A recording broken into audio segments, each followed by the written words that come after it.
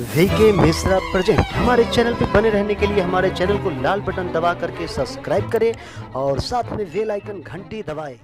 नीलांजन समाभासम रविपुत्रम यमाग्रजम छाया मार्तंड संभूतम तम नमामि शनिश्चरम। जय श्री शनिदेव, जय श्री राधे कृष्ण। आप सभी का हमारे YouTube चैनल पे बहुत बहुत स्वागत है। आइए आज सुनते हैं भाद्रपद माह कृष्ण पक्ष षष्ठी तिथि के दिन शनिवार व्रत की कथा। शनिवार के दिन शनिदेव का पूजन किया जाता है। शनि देवता को प्रसन्न करने के लिए इस दिन पीपल के वृक्ष में गुड़ और तिल मिश्रित जल डालना चाहिए। इससे शनिदेव प्रसन्न होते हैं और अपना कृपा बरसाते हैं। शनिदेव कर्म फलदाता और दंडनायक शनिदेव है। हर व्यक्ति को उसके कर्मों के अनुसार उसे फल प्रदान करते हैं।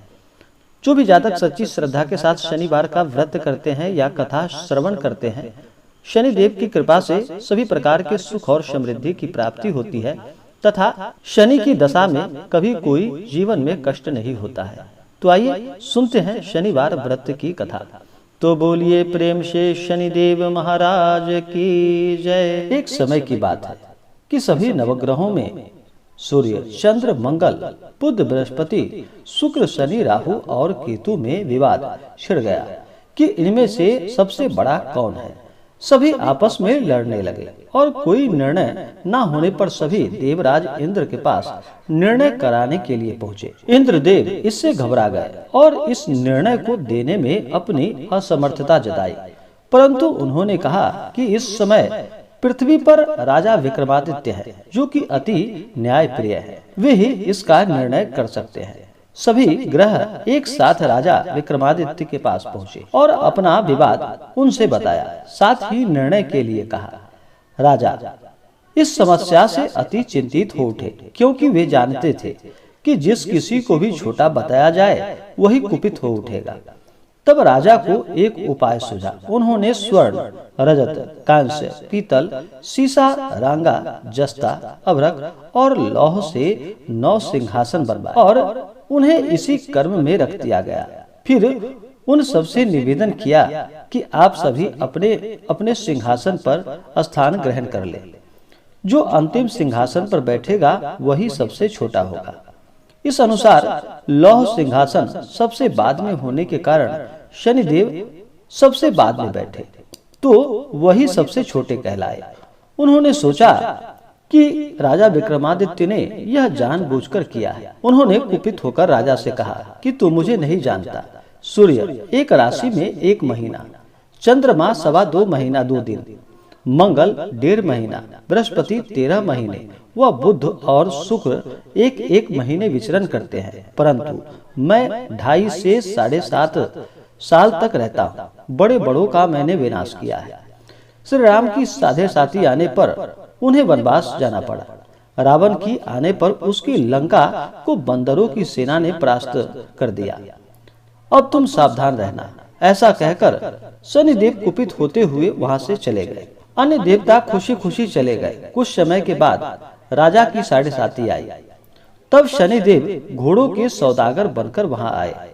उनके साथ कई बढ़िया घोड़े भी थे।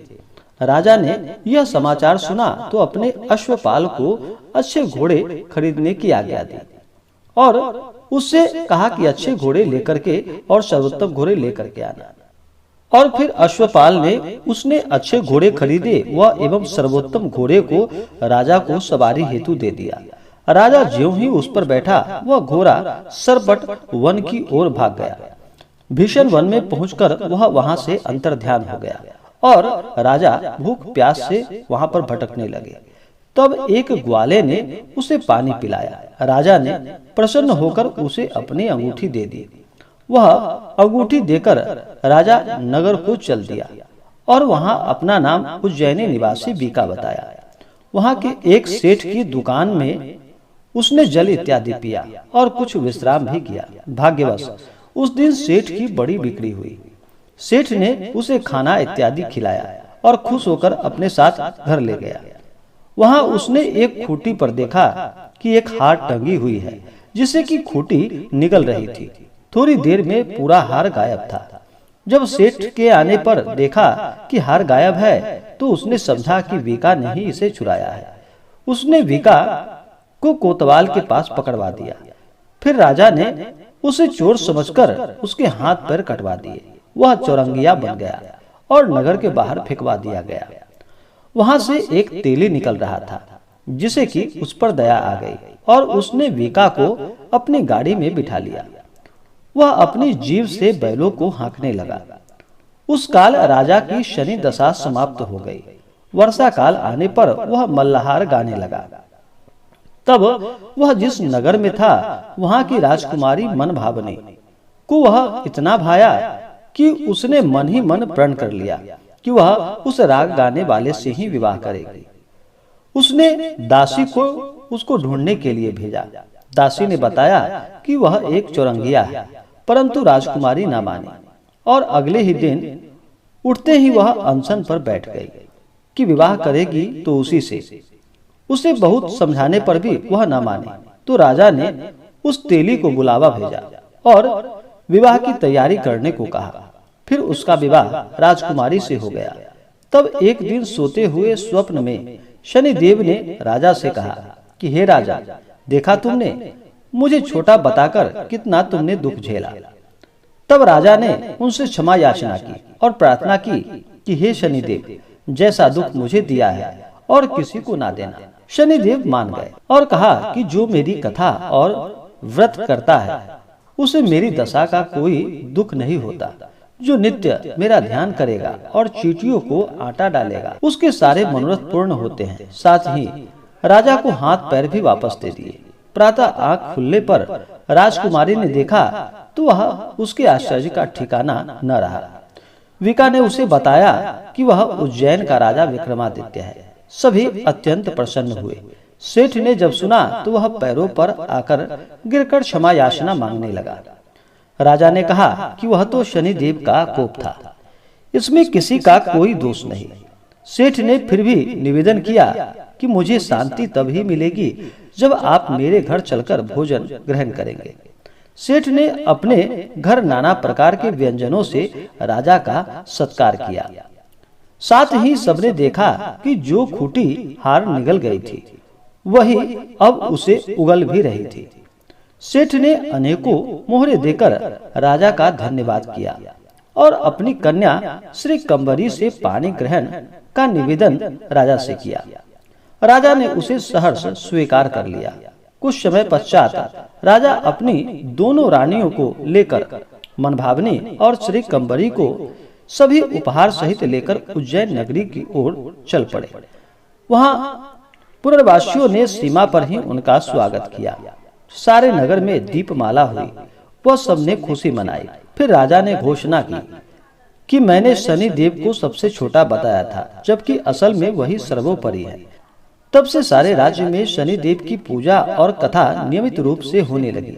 सारी प्रजा ने बहुत समय खुशी और आनंद के साथ बिताया।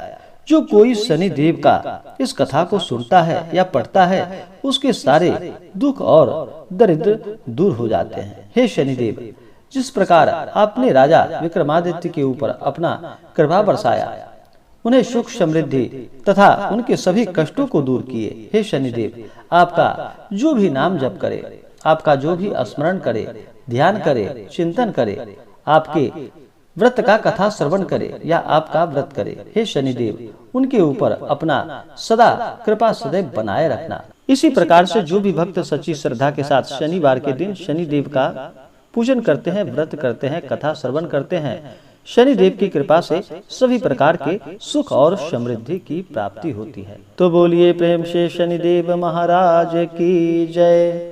तो आशा करता हूँ कि यह जानकारी आपको अच्छा लगा हो। ऐसे ही जानकारियाँ प्राप्त करने के लिए हमारे इस चैनल को लाल बटन दबा करके सब्सक्राइब करें, साथ में बेल आइकन घंटी दबाएं ताकि मेरे वीडियो का नोटिफिकेशन आपके पास सबसे पहले पहुंचे। वीडियो को लाइक और अपने मित्रों के साथ शेयर करें। सुखी रहें और स्वस्थ रहें। जय श्री राधे कृष्ण। धन्यवाद।